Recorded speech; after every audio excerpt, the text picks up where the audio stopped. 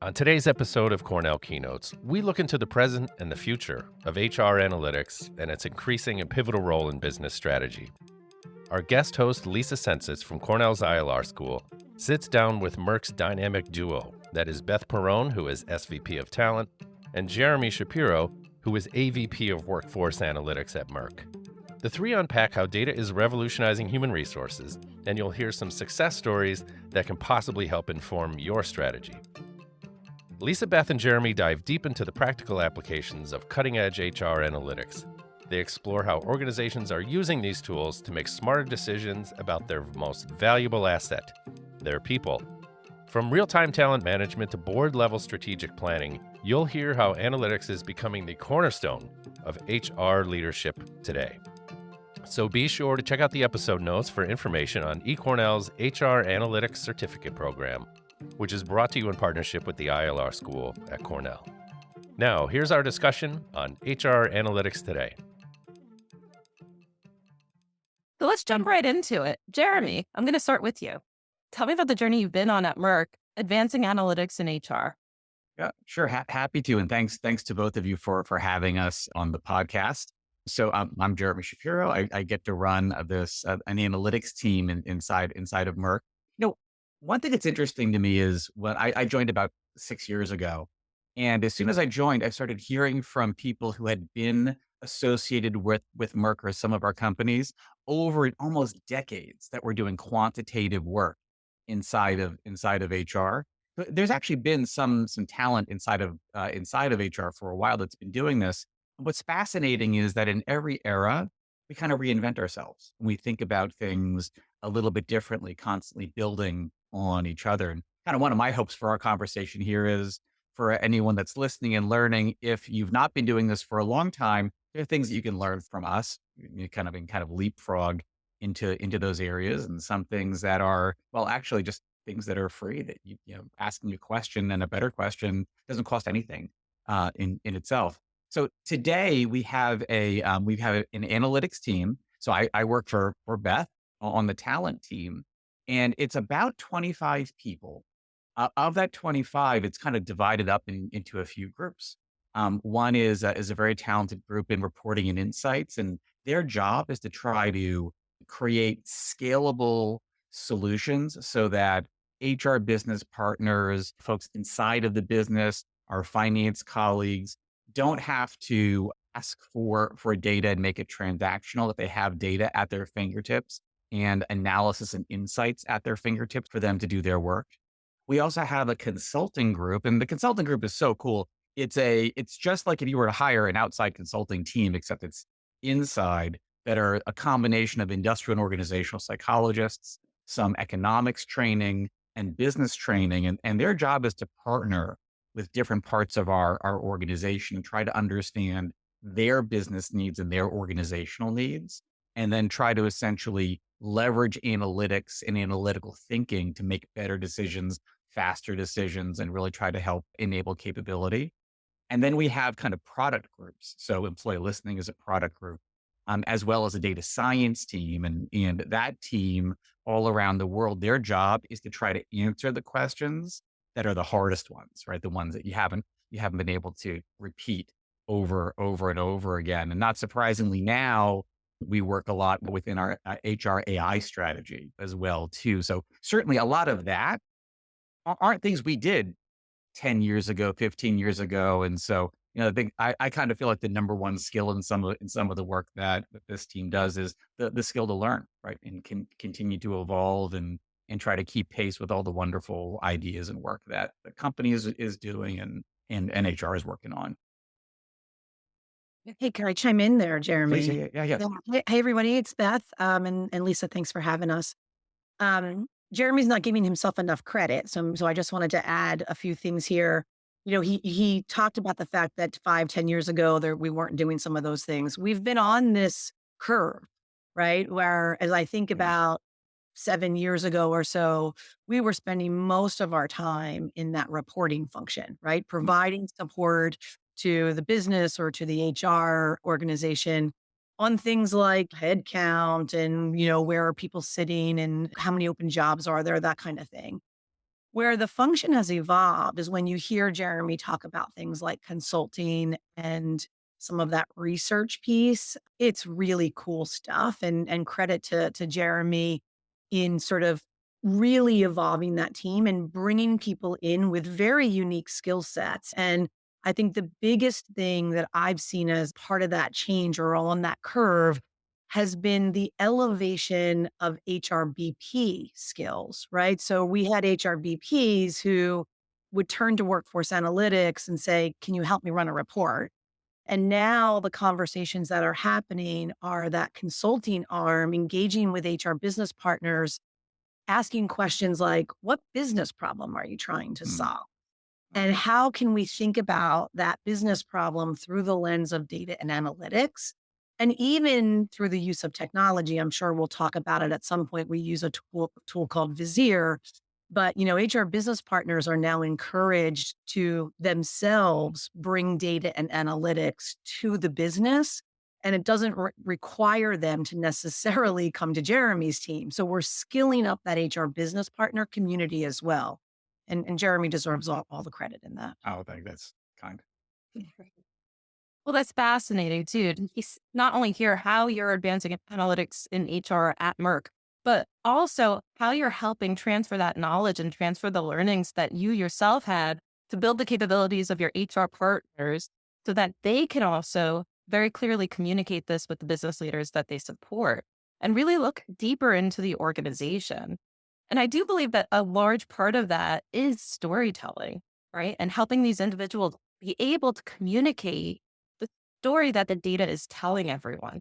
So, in you could share with us, can you tell us about a time where storytelling may have went well and maybe a time where it didn't go so well? Mhm. Yeah, that's cool. That's gonna be fun. But I actually had, so I had a thought on this. We haven't talked about this. Of something that there's actually two meetings that Beth and I were in.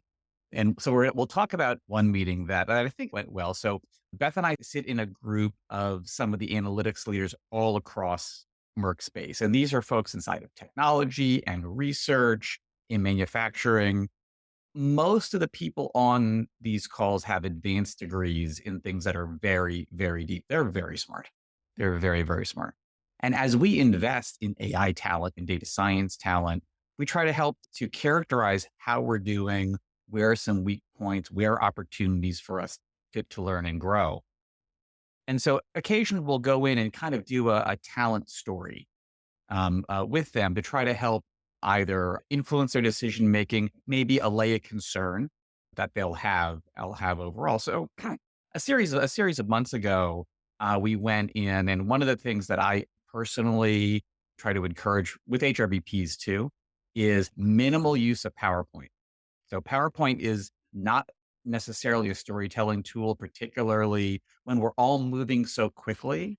Is it more important to talk about the pattern or the data or to format a slide? And we think it's probably more about the data and in the story that you're trying to tell. So we actually just put up literally the dashboard that we had created for them. And there's certainly best practices to that. And we told the story of what's going on inside of our data science talent and our AI talent for each one of these groups. And they all have different perspectives on all of these different things. But in working through that conversation, we were able to allay several worries that people had and then introduce other ones for them that were probably more productive, right? So if you focus more here and less here, you're going to do better. One thing that we certainly find, and maybe some of the folks that are participating will have found too, is how many times you're trying to react to an article that was written in the Wall Street Journal or into an industry magazine and so forth. So many times you're also trying to help negate a hypothesis or refocus a hypothesis in there too. So I don't know if Beth, if you agree, but that felt like it was a good use of time and the story. So then I thought, okay, so what's a rougher use? The meeting before that with that exact same group. Right. And so it really, it's one of those moments of a similar type of objective of trying to kind of get very different senior stakeholders to either agree to drive action for a specific purpose or to ensure that they're all on the same page so that essentially the people on their own teams can make the progress they need to make. Yeah, it didn't work. it didn't work at all. And as I was thoughtful about it, one is I, as the storyteller, didn't have enough time. I didn't have enough time beforehand. I was rushing, which not a technical problem, right? It's not an analytical issue. But as we think about influencing others, which is a lot of times what analytics needs to do, is the storyteller that needs to do that job needs to be an effective vessel at that point. Did you have enough time to prepare? Did you have enough time in the meeting? Right. And so, if it really needs to be a 15-minute conversation, but you have four, what do you do? Beth, I don't know if you Yeah. have a thought on that, but like those are some Yeah. of the things that kind of came to mind. Yeah, it's interesting. I think we as a company are we as an analytics function are doing a much better job of starting conversations with, let's actually ground ourselves in the data, right? Let's not jump to a conclusion. Let's Yep. start with data and actually dig in and see what that tells us. I think if I reflected on sort of some mistakes I've made, I've rushed to a point in my head to say, I already know what I want the outcome to be. So now let me go look at the data. And I think where people sometimes make a mistake in storytelling is trying to tell a story and force fit the data. And my advice would be really ask yourself a question, Yep. look at the data and use the data to help formulate that story because it does help you communicate that better, and I have a couple of examples where I can think of where, we said, let's go look at some of this data or let's do some analysis on some of these things, or here's our hypothesis. And it came out completely different. And it actually gave us pause where we said, you know what? Maybe that's actually not our story. And so that would be the one piece of advice I would have. Fantastic. Thank you both. And as I hope our listeners can see and hear all of what we're sharing, I pick up on, okay, you have to make time a priority when it comes to storytelling with analytics. And you also have to be sure and check yourself, question yourself. Am I trying to solve for something I already want the answer or know what the answer is? Or am I opening and expanding my own thinking and looking at the data to drive different answers, different options, and then to explore those with the people that I'm working with? So I think that's really important lessons for us to take away from this. If you did have to share a few other key things that an individual who has to prepare data to Mm. tell a story should do, what would those be? Well, I Mm. mean, one, I think you start early, right? So to Beth's point is if you're in hypothesis generation or you've got a question, it's at that point, play with the data a little bit. And I think sometimes the mistake that we can make as analytics professionals is to be too literal. And so if we are still in hypothesis generation, things might wiggle around a little bit. Don't over engineer the analysis because you might spend way too much time and then it changes, right? And then you have to spend even more time on the next. So being agile when you're kind of thinking about how am I what's even the problem boundaries that I'm trying to solve? What is the type of problem? What's the minimum or maximum that could even be that you'd even talk about here? What's the population? Some of those basic questions can help influence the decision making and make progress much faster. And also it's actually more pleasant, I think, for the analyst involved too, so they can do that work. So just a couple thoughts there. Yep. Well, and Beth, I'd love to hear your thoughts as not only the person who may be overseeing this team, but also as the person who's in the room listening to the data that's being presented. Yeah. Yeah, I mean, Jeremy and I have had lots of conversations around this because sometimes the professionals, which I'm not, by the way, I mean, Jeremy and his team are clearly the experts in this space. They are so good that they sometimes need help of others to sort of say, let's pick our heads up a little bit and ask ourselves what we're trying to do. So I think one of the probably biggest challenges, and I don't mean that in a negative way. I just think, in Jeremy and his team have to almost force themselves. They get so deep because they're so good at what they do that listening, if you're in the room, what I sometimes will talk to Jeremy about is, okay, well, what is our takeaways? Like, what are we actually trying? What's the message we want to drive? What is the action we're trying to get at? and then they engage beautifully. But it does take practice, right? I mean, Yeah. I guess my piece of advice, and I've been on this journey with Jeremy for a few years now since he's been with Merck, and I learn every time we do something together. I learn something, and so my advice to people would be: don't expect yourself to be perfect or an expert. Get on the journey. Start getting in and Sure. start playing with stuff and experimenting. And not everything's going to go great. And then you're going to learn from that. And then it'll be better the next time. Yeah. Perfect. So, as the storyteller, my takeaways really are okay. So, make sure that you give yourself time to really properly prepare. And as you were talking, Jeremy, all I kept thinking was keep it simple. Yeah. Yeah. You also validated that. Yeah. Don't over engineer anything. And as the person who's sitting at the table, because I think it's important to see both sides, I'm sitting here thinking, well, also really listen and do not be afraid to ask questions, especially when you may not be certain as to where the conversation is going or when you need more clarity around what's being presented. And that is a great collaboration between the experts like Jeremy and then the Yeah. individuals that they're supporting throughout the business. Now, Beth and Jeremy, but I'm going to start with Beth with this one. Can you share some cases where analytics has driven a better business outcome? Yeah. I mean, there's literally so many to choose from, but there's one that sort of sticks out for me. I was actually in a different role. I was the lead HR business partner for our commercial business. And this was back in like 2020, 2021, sort of when that great resignation was happening and companies were feeling the pressure of people leaving in, quarters, sort of masses. And for those of you that know Merck, you know how important oncology is to us as a business.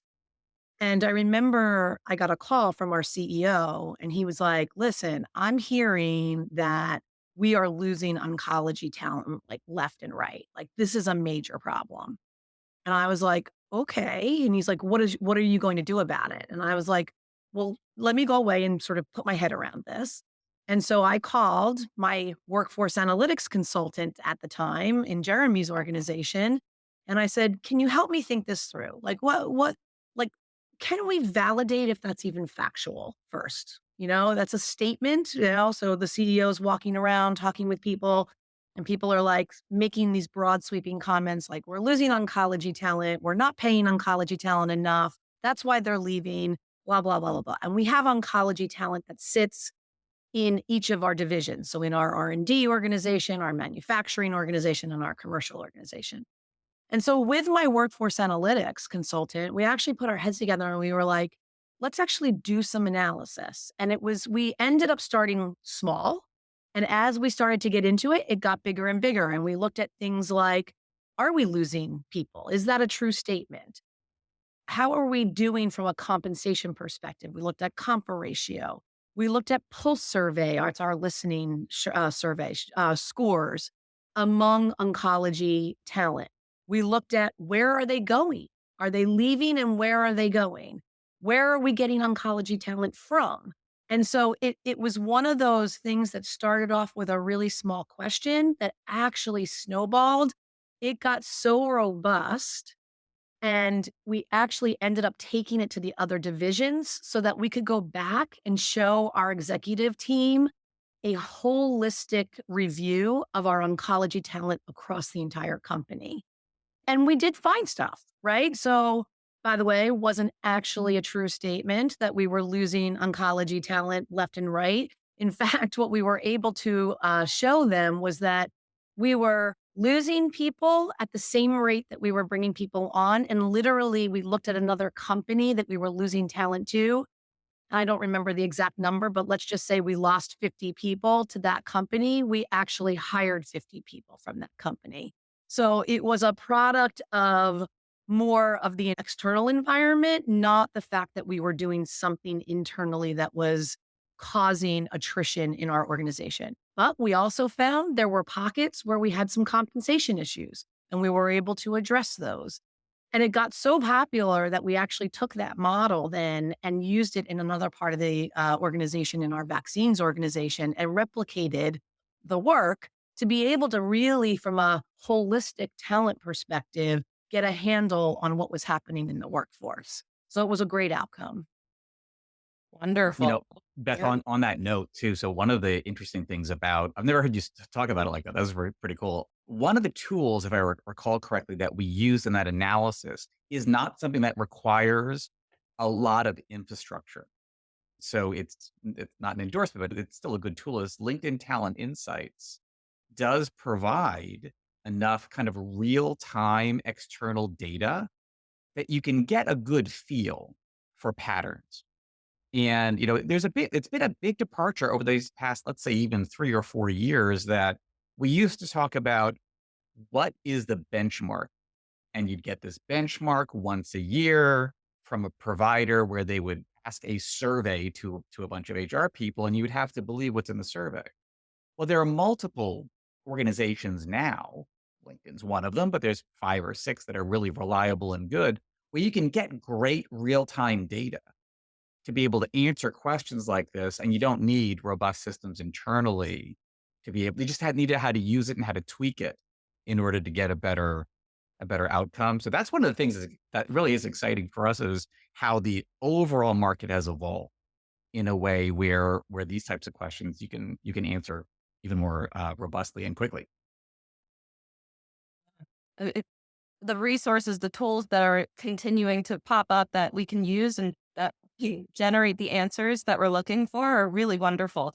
I'm going to just take a quick break here. I'm going to pass it over to Chris. Chris, do we have any questions from our viewers? Yeah, here's a good one that's related to what Beth was talking about just a minute ago. So Krupa chimes in and asks, or says, we are capturing data on the TA side, talent acquisition, presumably. How do you influence the other side after onboarding to capture data to tell the story of our employees so that you can better understand attrition rates and so on, right? So it sounds like it's maybe a siloization issue or something, but any recommended course of action for when this is going? Yeah, yeah. And Jeremy, I'm sure, has thoughts on this Yeah. as well. But maybe I'll start with a real life, in the moment project that we're actually working on right now that addresses that.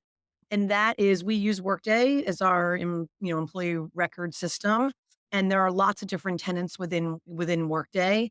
And we are right now having a conversation around kind of a term that we're using is talent intelligence, which is, when we hire people, how do we then continue to have information or gain information about our workforce, the skills, the experiences, the capabilities that they have? Because then that allows us to be better informed, gain better insights into our talent, to then be able to either help them focus on their development, redeploy them to highest business needs, think about reskilling them or skilling in different areas. And so, literally, this week, we've had conversations around how can we start to utilize systems like Workday, and there's a tenant within Workday called Career Hub, where we want employees to be incentivized to continue to update their own skills and capabilities and experiences so that we as a company have better talent intelligence. And through groups like Jeremy's, can use that data to gain meaningful insights to be able to help us solve, quite frankly, better business challenges. Yeah. So it's a journey. We've not cracked the code by any means. By the way, I don't think any company has. And so I think, the motto that I keep saying to my fellow HR leadership team members is, we got to get on the journey, right? If you wait to try and solve every issue, technology is moving so quickly that you can't possibly keep up. So get on the journey and then evolve as the technology is evolving. And, I think Jeremy's team has done a really nice job of that. I don't know, Jeremy, you want to add anything else? Yeah, thank you for that. I kind of feel like the most important message is make forward progress. Do Yeah. something that's going to help that. So we'll pick on Workday for this one, but Workday, if you have skills turned on, there is a tool that's called Find Worker. It's actually one of my favorite tools inside of Workday. And some people use it, but it's actually not like the number one tool. But because Workday's Skills Cloud does operate across all clients, a lot of terms that people are using inside of this Skills Cloud, you can search your employees by an amazing number of criteria and at least get some answers. So if we, I mean, this was a last year, someone came to me and said, "Hey, look, we need to understand anyone that's come from strategy consulting firms and what jobs they're working on inside of the organization." That's not a report. We went into that find worker tool just to see. I don't know. Let's take a look to see. It was over 100, and they were all over the organization. They weren't just in one place. And I do really credit us turning on things early and then experimenting, testing and learning. Okay, this is helpful. We can learn something next from this. So you can think about this in terms of big strategy, but also kind of lowercase s strategy too. So kind of think in both minds there. Hey, I've got one more question if you have an appetite Okay. for Oh, it. yeah. Carol checks in and asks, can you speak about the effort involved in ensuring the integrity and to what Jeremy was just speaking about, the usability of certain data sources? A little Mm, bit of a side quest, but I thought I would kick it over to either you, Beth, or yeah. Jeremy who wants that one. Jeremy, you want to start? And no one loves the phrase data governance, but it's also a lot less scary today than it has been in the past. I mean, so many great systems are now in place. You know, like your HRMS, if well managed, can normalize and kind of smooth out a lot of data. Now, if you happen to be an organization with a lot of M&A, if you happen to be an organization where kind of things have been cobbled together over time, there might be some activities you need to look at just to just kind of fix up the data so that, you know, dates are all the right format and so forth. There's some low level things that can get looked at there. I will say though, depending on your application, some of the new tools, even inside of a generative AI framework, can actually overcome ugliness, sloppiness, not normal data, because you can kind of convince the AI to make some assumptions for you on the analysis side too. So depending on what you're trying to do, like if you're trying to conduct an M&A transaction, now that data better be clean, right? You need to, you know, if you're going to spin out an organization or so forth, that's a different level of data governance. If you're just looking to analyze something and get a decent directional spin, look at what you have right now, do some minor cleanups in a few different areas, and find me a LinkedIn. I'll send you a link for some external data governance I ideas. think, Jeremy, would you agree though? I Yeah. mean, one of the probably most important things is trying to declare from a guidance perspective or a principal perspective, sort of systems Yes. of record, right? When we moved to Oh, Workday, yeah. Yeah. right? When we moved to Workday, which I think was in 2019, if I'm not mistaken, Yeah. we took that opportunity that Jeremy was just describing to sort of clean up and get it as clean as possible. And we have declared as a company it is our system of record. Now Workday flows to I think it's hundreds of other Yeah. systems in the organization. But when you can get that buy-in from the beginning that you try and cull that down, it is a huge step forward in the data Yeah. data governance journey. I mean, Beth, like there's a huge thank you note that you know the analytics team needs to write to that one meeting where everyone declared that, because it simplifies so many different Yeah. areas of kind of, you know, knowing where the data is really coming from. Yep. Fantastic. Okay. So continuing that, this is a question for you. How is Merck thinking about analytical talent themselves? Yeah, this is a great question. We are a healthcare company. And so some people would say, oh, well, do you not have a large analytical workforce? We actually do. And Jeremy referenced it earlier in his comments, and it's very dispersed. So we have your traditional IT organization that's got a large component of people that are working in an analytical capacity, but in every single piece of our business, the commercial piece, the R&D piece, the manufacturing piece, they have very large groups of people who are focused for that particular area of the business. And so a couple of years ago, I can't remember how many, they seem to sort of run together, but Hmm. the company said, look, we see where the world is going. We know that digital data and analytics is going to become an even more critical part of our business strategy. And so we better try and think about the talent in that space. Do we have the right capabilities today? What capabilities might we need in the future? Are we going to be able to attract those capabilities? So many people, and might be a very general comment, so Jeremy will correct me, but one of the questions we were grappling with was, are we going to be able to attract that level of talent? Because there are other industries that, quite frankly, are more appealing to that talent than coming to healthcare or pharma. And so we went on this journey. We got really diligent about it. We spent over a year doing a couple of things. The first thing we did was we started at ground zero and we actually looked at our job architecture for that type of talent. So we have so many levels in the organization. We apply that across the organization. We actually said, let's throw that out. Let's actually think about this particular type of talent and what we believe we're going to need in the future. And we created their own job architecture for them, which was complicated because when you're trying to do it in a single organization, quite frankly, it's easier. But when you're trying to go to all these different organizations and say, we're going to take your analytics group or, your group of people who are focused in this area, and we're going to create a job architecture for them. It was very time intensive, but very time well spent.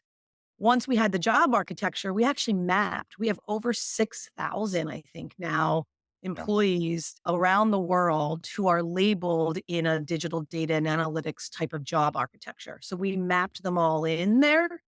We then did a comp study and said, now that we've got this job architecture, we need to define what are the right salary ranges for that type of talent. And then that flowed into everything else, like how are we going to attract this talent? So we had a whole work stream through our talent acquisition team focused on, do we need to go to these talent differently? How do we engage with this talent? That was the external piece. And then internally, we had a whole work stream, which Jeremy was intimately involved with, in thinking about how are we going to nurture this talent? Once we get them, how are we going to keep them?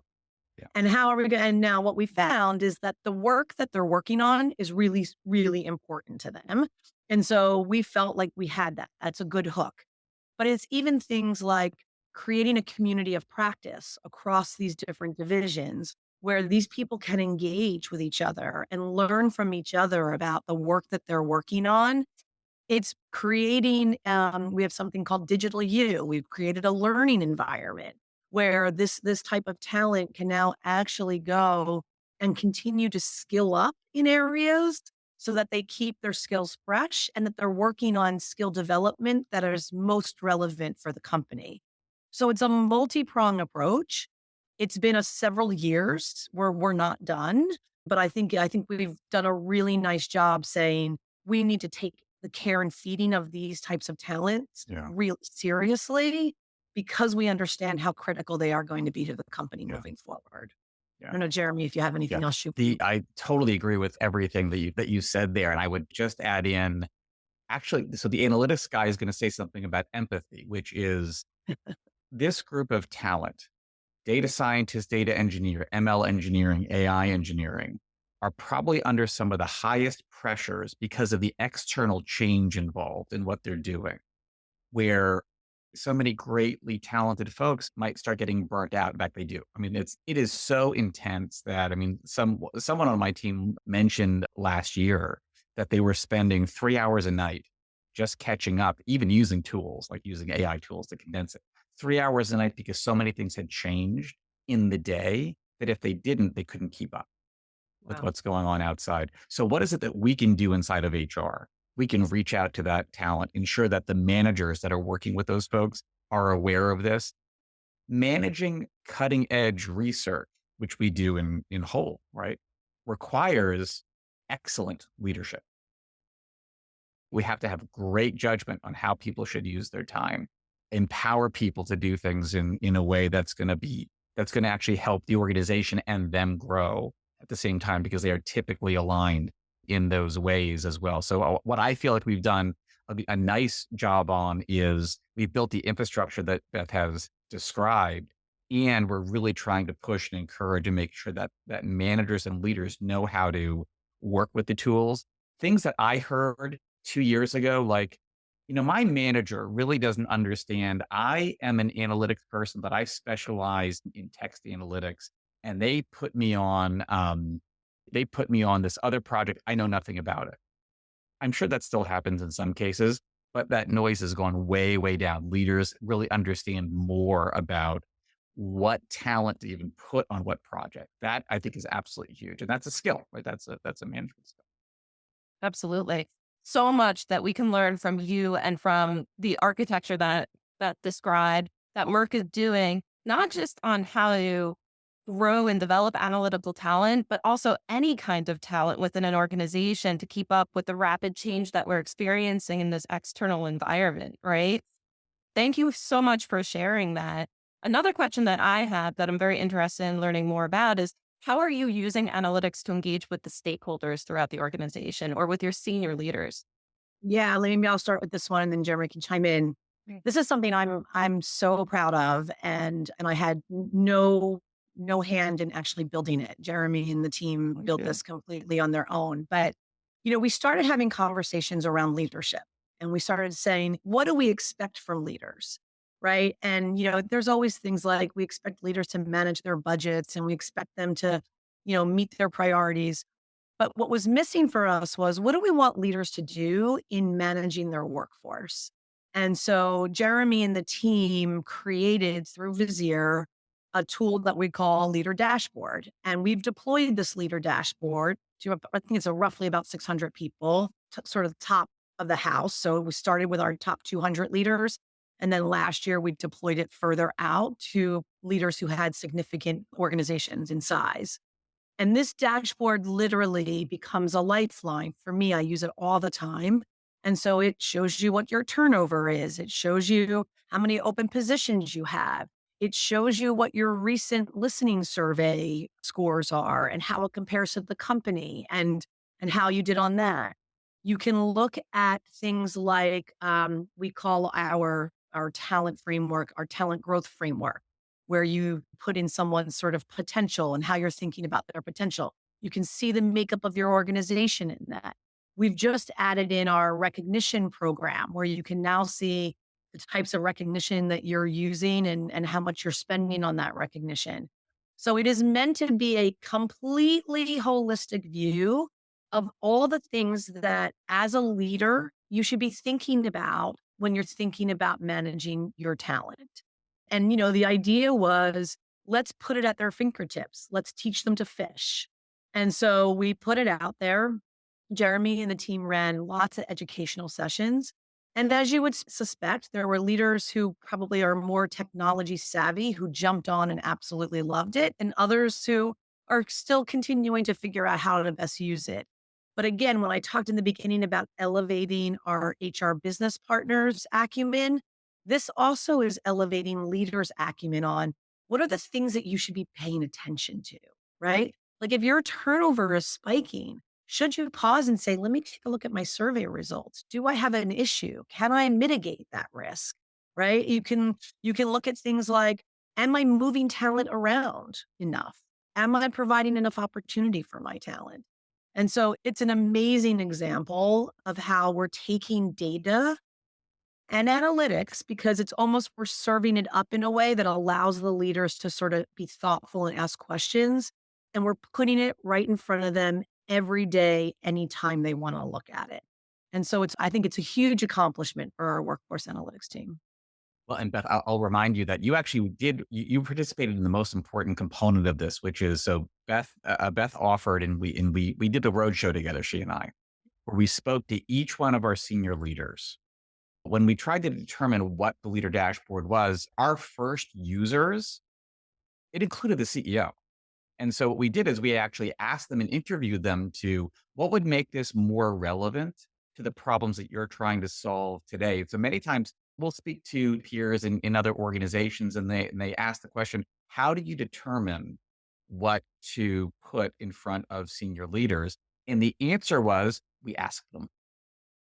Yeah. Quite simply, right? And that was really, I mean, we had some hypotheses on what would be helpful, but the same way that you make a hypothesis, you test the hypothesis, you then modify based on a result. The same thing is true here as well. And one learning from doing this is that while the data and the analysis really is owned by that leader, it's not our data. We don't own anything that's going on.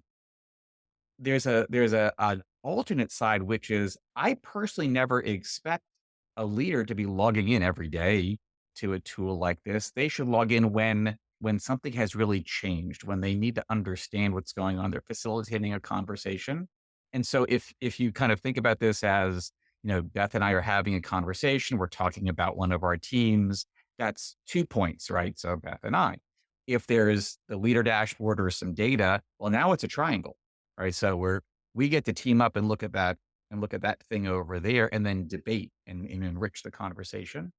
The intent for things like this is to make that work. Now, one of the things that is a little bit less transparent is we can actually draw a line in between what we show to the outside world and, let's say, our impact report that reports sustainability and ESG and has some human capital data in there, to what the board sees, to what the CEO sees, what managers and leaders see too. You can actually draw that line and see where that all looks as well. So it's one version of the truth that is then broken up by all of those areas as well. So that kind of really kind of gets into who is this data for and how to make it a simpler story.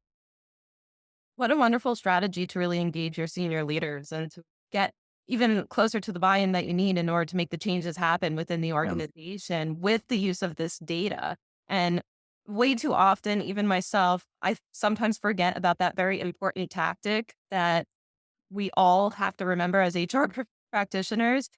When you want to know how somebody wants something, just ask them and just ask them how they want it and how they want to Yeah. see it. Yeah. And your ability to actually incorporate Mm. that into your strategy is very impressive. Lisa, on that note, one thing that I would observe, we didn't say yes to everything they said. Of That's course. good. So just like that, you don't have to say yes to everything. It's actually, it's one of the things I just got to remember. Like, oh wait, there were some requests that you don't always have to go Yeah. for it. Yeah.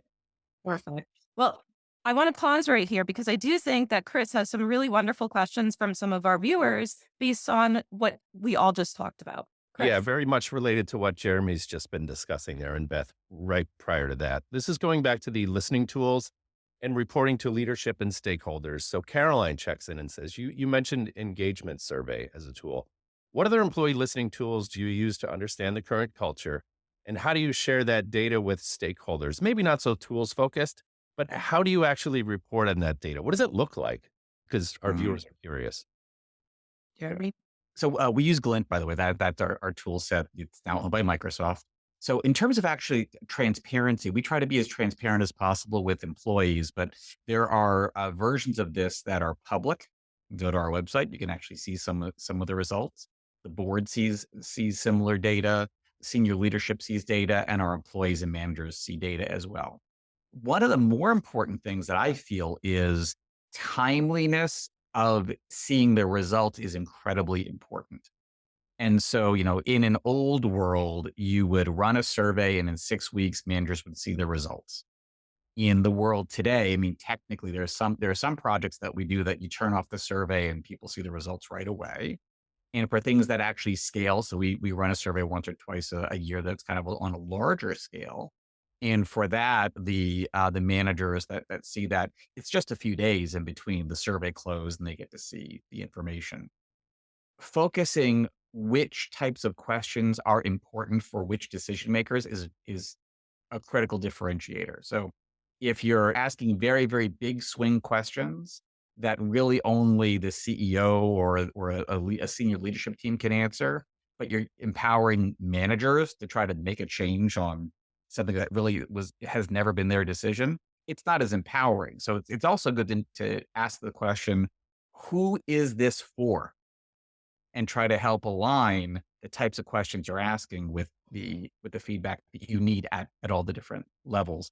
One of the great hacks, by the way, right now is as long as you're using the appropriate version of OpenAI or some type of generative tool, comment summarization, fantastic right now. It is a wonderful time to try to understand the deeper themes in comments because you can summarize them so easily now. And I would add, Jeremy, right? I mean, I think one of the real progressive things that we did was not only cut that time down, which was time to close the survey to the time when Yeah. the managers had access, we actually gave managers access. And so Yeah. they actually Yeah. have the ability to go in and through now summarize comments, themes, scores. And so we're really making it, Yeah. frankly, very easy for managers to say, here's what my organization is telling me. I've got one more question. Thank you for that. This one's from Carol. Carol and Caroline are showing up strong on this show. If you have, Thank you, Carolyn. Caroline. yeah, they're nailing it. Great to hear that you've developed out the data discipline within your organization. Have you upskilled non-data folks to achieve greater data literacy within the organization? I like this question. What do you think about that one? Who wants it? Mm. I kind of feel bad. Tell me what you think about this. So one, data folks is always interesting to me. I think more times than not, if you're working someplace, non-for-profits, we're using data in some degrees. But, as I talk to friends and peers in different organizations, well, let's just work with HR for a second, it's a pretty consistent pattern that about a third of the folks are early adopters. No matter what the topic is, they're in. They're gonna go after it. About a third, if you ask them to use tooling, they'll use tooling. They're open to that. And a third are on the journey, right?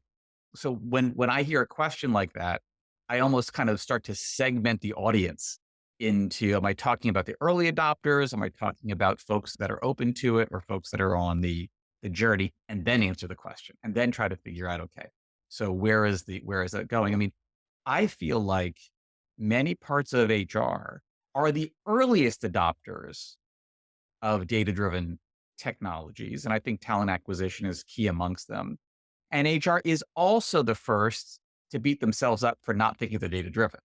So if you're in talent acquisition and you are using well, even some of the LinkedIn tooling for a recruiter, like the recruiter, that's using pretty advanced matching algorithms to try to understand and find patterns inside of it.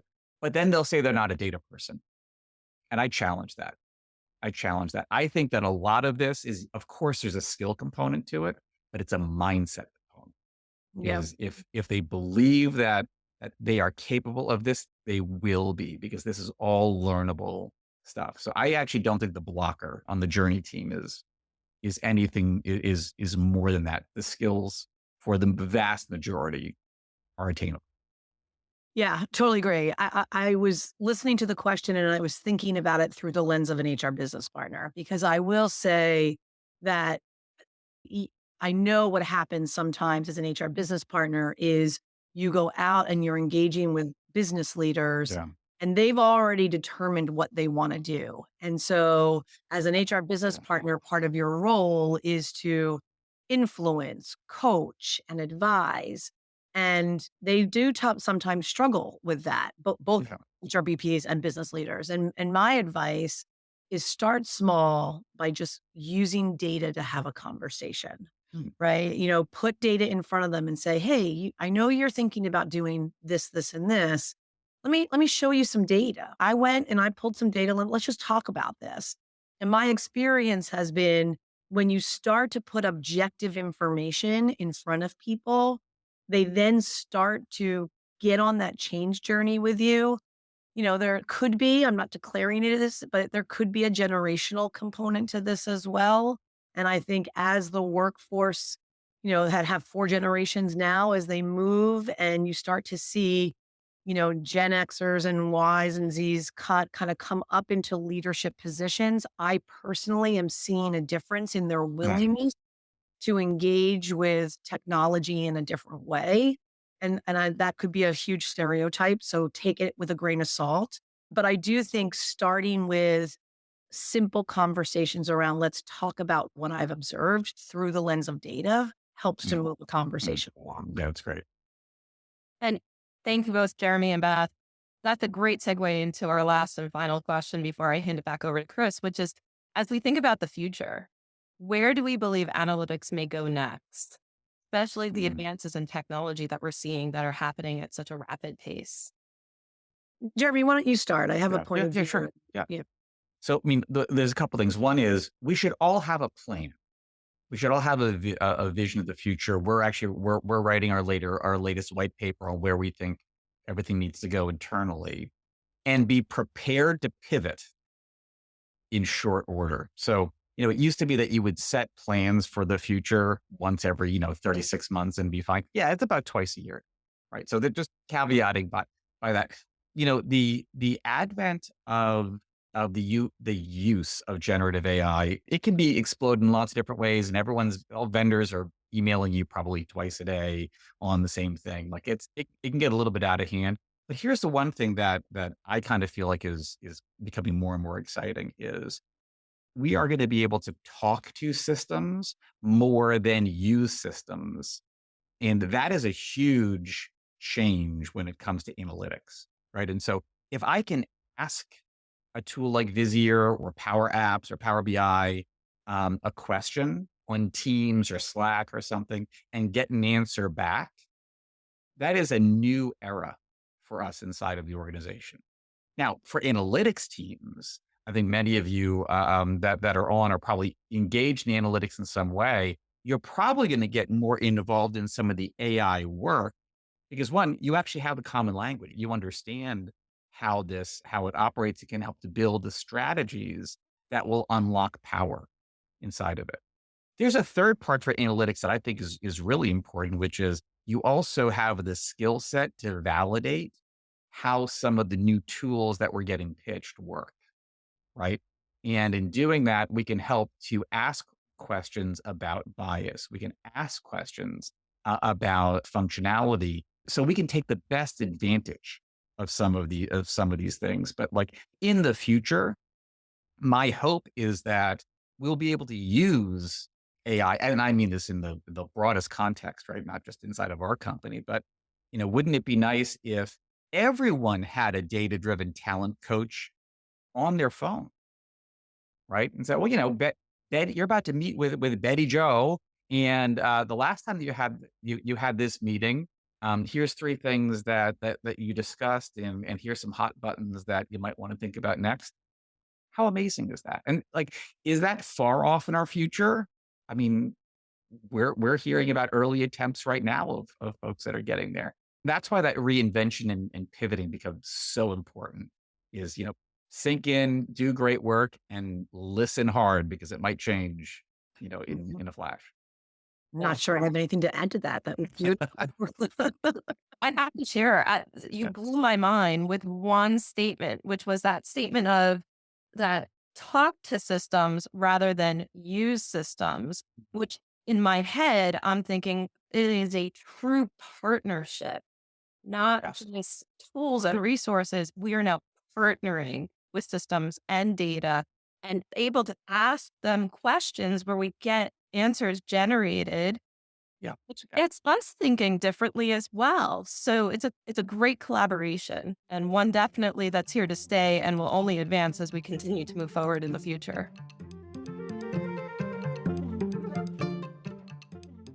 Thanks for listening to Cornell Keynotes. Be sure to check out the episode notes for the details on eCornell's HR Analytics Certificate Program, which is brought to you by the ILR School at Cornell University. I want to thank you for listening, friends, and please subscribe to stay in touch.